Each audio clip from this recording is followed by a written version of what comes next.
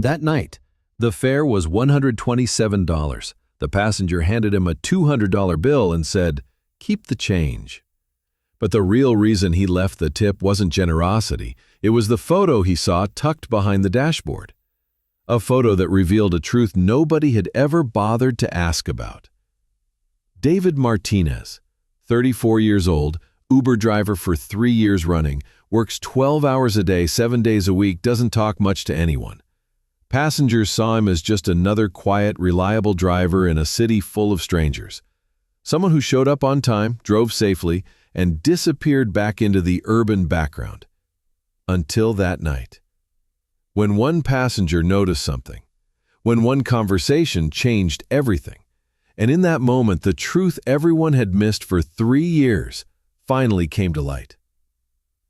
This story isn't about courage. It's not about medals or recognition. It's about secrecy, about carrying weight in silence, and how sometimes the greatest heroes are the most ordinary-looking people, driving the night shift in a silver Honda Civic. David woke up every morning at exactly 5:30. Same routine every single day. He drank his coffee black, no sugar, no cream. Checked his car inside and out. Wiped down the dashboard, cleaned the windows, tested the air conditioning. His silver Honda Civic was spotless. Not a detail overlooked. The seats were wiped down daily, air conditioning always kept at 72 degrees, phone charger working, water bottles stocked. Passengers would climb in and say hello, "Good morning, how's your day going?" David would just nod.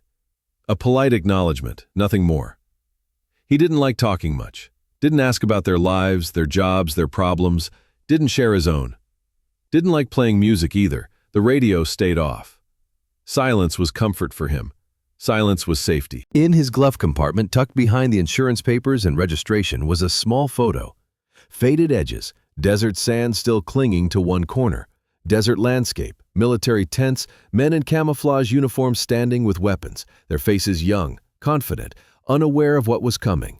Passengers sometimes noticed it when he reached for napkins or hand sanitizer, but they didn't ask questions. David didn't offer explanations either. He lived in Denver. Small one-bedroom apartment on the east side. Rent paid monthly, always on time. His neighbors knew him by sight. Polite nods in the hallway. Quiet guy, they'd say. Keeps to himself. Always respectful, always distant. Nobody knew where he came from before Denver. Nobody knew what he'd done before driving Uber. Nobody asked. Some nights he'd wake up suddenly, 2, 3 in the morning, sweating, heart racing like he'd been running. In his dreams there was desert. Endless desert, explosion sounds that echoed for miles, radio chatter, voices calling for medic, voices that went silent. But when morning came, when his alarm went off at 5:30, he was the same calm David again, the David who made coffee and checked his car and drove strangers around Denver without complaint. His Uber rating was 4.98, nearly perfect. Passengers wrote in reviews, "Quiet driver, safe, clean car, always on time. Professional, reliable." Nobody had written hero. Nobody had written veteran. Nobody had written ranger. Not yet. The photo in his glove compartment showed 8 men. Desert fatigues, dust-covered faces, weapons slung over shoulders.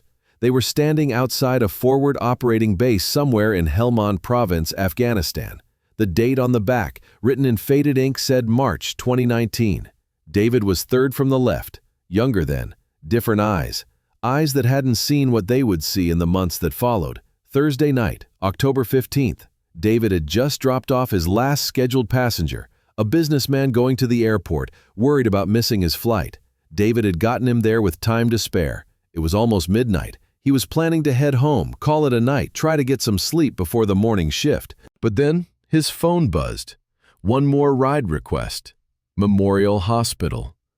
Emergency room. He paused. Hospital runs were always heavy, always emotional. People leaving emergency rooms weren't usually in good moods.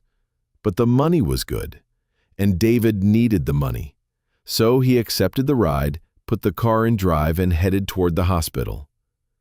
He had no idea that this ride, this one last passenger, would change everything he'd built in 3 years of careful silence. Memorial Hospital. Emergency room entrance. Even at midnight, the place was busy. Ambulances coming and going, people walking in and out with worried expressions. David pulled up to the pickup area, turned on his hazard lights and waited. The app said the passenger's name was Marcus. That was all he knew. The passenger who emerged from the sliding glass doors was a young man, 25, maybe 26 years old, walking with aluminum crutches, his left leg in a bright blue cast from ankle to knee. He moved slowly, carefully, like someone still learning how to navigate the world with an injury. David got out of the car immediately, walked around to open the passenger door. The young man looked up, grateful. "Thanks," he said. "I appreciate it." David helped him settle into the back seat, folded the crutches and placed them carefully on the floor. The man's face was pale, tired, the kind of exhausted that comes from pain and medication and long nights in hospital beds. 42nd Street, the passenger said, near the university. David nodded, started the meter, pulled away from the hospital. The first few minutes were quiet. The passenger was checking his phone, scrolling through messages. David focused on driving. Smooth turns, easy stops. Hospital passengers deserved gentle rides. Then the passenger looked up from his phone. His eyes wandered around the car's interior. Clean seats, spotless dashboard, everything in its place. That's when he noticed the glove compartment was slightly open, just a crack, and in that crack the corner of a photograph was visible. Desert, camouflage, the unmistakable look of a military photo. "Is that a military photo?" the passenger asked quietly. David glanced in the rearview mirror, made eye contact for just a second. "It's an old photo," he said. The passenger leaned forward slightly. "I'm military too," he said. "Just back from Afghanistan. IED went off during a patrol. My leg, well, you can see." He gestured to the cast. "Been in the hospital for 2 weeks, finally getting to go home." David's hands tightened almost imperceptibly on the steering wheel. Afghanistan. The word hit him like a physical thing. Brought back the smell of dust and diesel fuel, the sound of helicopters, the weight of gear, the heat that never went away. "Which unit?" David asked. His voice was steady, but something had changed in the car's atmosphere. A recognition, a shared understanding that civilians couldn't access. 101st Airborne, the passenger said. FOB Shank, mostly. Some operations out of Bagram. "You?"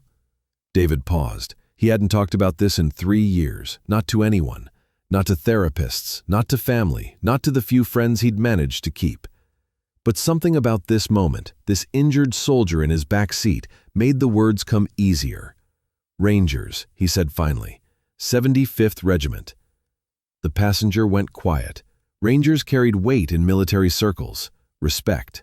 Fear sometimes. They were the ones who went where others couldn't go, did things others couldn't do. "Respect," the passenger said. "Which deployment?" 2018 to 2019, David replied. "Helmand Province, mostly. Some work in Kandahar." The passenger's eyes widened. "I was there too. Different time, but same area. FOB Delhi. You probably know it." David knew it. He'd flown out of Delhi more times than he could count. Missions that started in darkness and ended in silence. Operations that never made the news, never made reports, never made it home in stories. "What did you do there?" the passenger asked. "As a ranger." David watched the street ahead. Traffic lights. Normal people living normal lives. People who went to sleep without checking for threats. Who woke up without wondering if today was the day. "Direct action," he said quietly. "Targeted raids, search and rescue. 23 operations total. 14 successful extractions." 23 operations, the passenger repeated. He was quiet for a moment, processing. "Dude," he said finally, "you're a hero." David shook his head slowly. "The heroes are the guys who didn't make it home," he said. I just drove the truck." "That's not true, and you know it," the passenger said. His voice was firm, but respectful. 23 operations, 14 successful extractions. Those are numbers that save lives. Those are numbers that bring people home to their families. David pulled up to the address on 42nd Street. a small apartment building near the university. The meter showed $27. The passenger reached into his wallet, pulled out a $50 bill. "Keep the change," he said, "but that's not why." He paused, looked directly at David in the rearview mirror. "David, you might be driving Uber now. You might think you're just another guy trying to make a living, but to me and to every soldier who made it home because of what you did over there, you're still a Ranger." David turned around in his seat. For the first time in the conversation, he really looked at his passenger, saw the fatigue in his eyes, the same fatigue David carried, the weight of things seen and done and survived. "Thank you," David said quietly. The passenger gathered his crutches, prepared to get out. As David helped him from the car, the young man stopped, turned back. "One more thing," he said. "Don't hide that photo anymore. What you did matters. Who you are matters. The world needs to know there are people like you still out there." After that night, David changed. Not dramatically, not suddenly, but something shifted inside him. He started talking more with passengers, asked about their days, shared small pieces of his own story when it felt right. He stopped hiding the photo in his glove compartment, left it visible where passengers could see it if they looked. And one day, he put a small sticker on his car window. Simple white letters on black background, veteran-owned business. David is still an Uber driver, still works 12 hours a day, still keeps his car spotless and his rating high. But now, he's something more. Veteran passengers seek him out specifically. He gives free rides to soldiers leaving the hospital, discounts to military families, and every evening when he looks in his mirror, he doesn't see just a tired man trying to make ends meet. He sees someone who served, someone who mattered, someone who still matters. Sometimes, heroes don't look like heroes. Sometimes, they drive night shifts and live in small apartments and keep their stories to themselves. Sometimes, they need someone else to remind them who they really are. Do you know any hidden heroes? People who seem ordinary but carry extraordinary pasts. Share their stories with us in the comments, because every story of service, every act of quiet courage deserves to be remembered.